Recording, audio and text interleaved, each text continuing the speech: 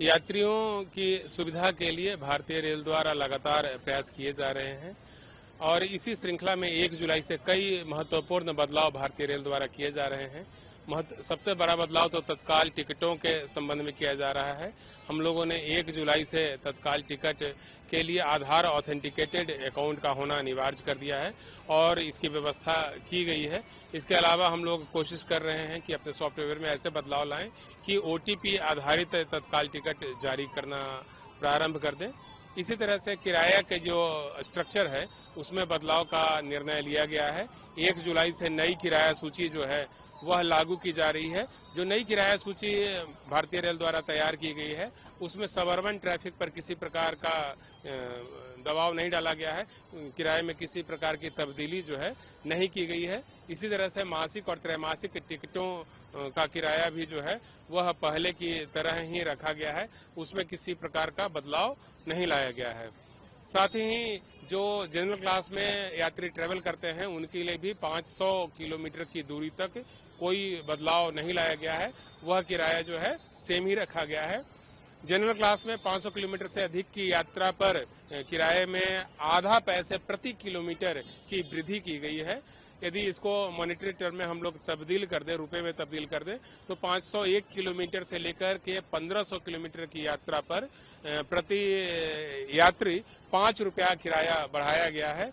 इसी तरह से 1501 किलोमीटर से 2500 किलोमीटर की दूरी तक का जो किराया है वह 10 रुपये बढ़ा दिया गया है और 2501 किलोमीटर से 3000 किलोमीटर के बीच की दूरी पर किराया जो है वह 15 रुपये बढ़ाया गया है।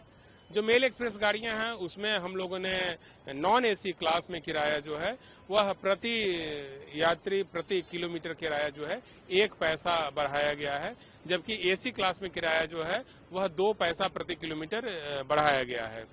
इसके अलावा जो दूसरे चार्जेस हैं हमारे उसमें किसी प्रकार का बदलाव नहीं लाया गया है। चाहे तो वह रिजर्वेशन का चार्ज हो वह सेम रखा गया है और जो स्लीपर चार्जेस हैं उसमें भी कोई बदलाव नहीं लाया गया है। इसके अलावा और भी एक बात स्पष्ट कर दूं कि जो किराया वृद्धि है वो यह 1 जुलाई 2025 से लागू की गई है। जो टिकट 1 जुलाई 2025 के पहले बना ली गई है उस पर यह वृद्धि लागू नहीं होगी।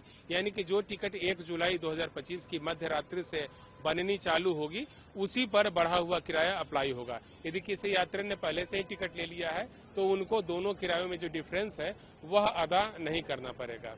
एक और महत्वपूर्ण सूचना जो भारतीय रेल की ओर से है वह यह है कि आरक्षण चार्टिंग के समय में हम लोग बदलाव की तैयारी कर रहे हैं। पहले आरक्षण चार्टिंग जो है वह गाड़ी के प्रस्थान के गाड़ी के डिपार्चर के 4 घंटा पहले किया जाता था। अब उसको बदल करके गाड़ी के प्रस्थान के 8 घंटा पहले करने का फैसला लिया गया है।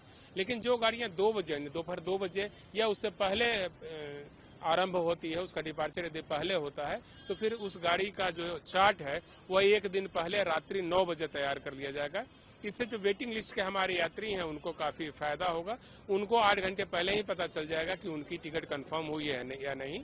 उनको रेलवे स्टेशन पर आने में सहूलियत होगी और साथ ही जो यात्री जिनका टिकट कंफर्म नहीं होता है उनके लिए विकल्प होगा कि वह किसी और ट्रेन में अपना आरक्षण ले लें और या फिर किसी और दूसरे मोड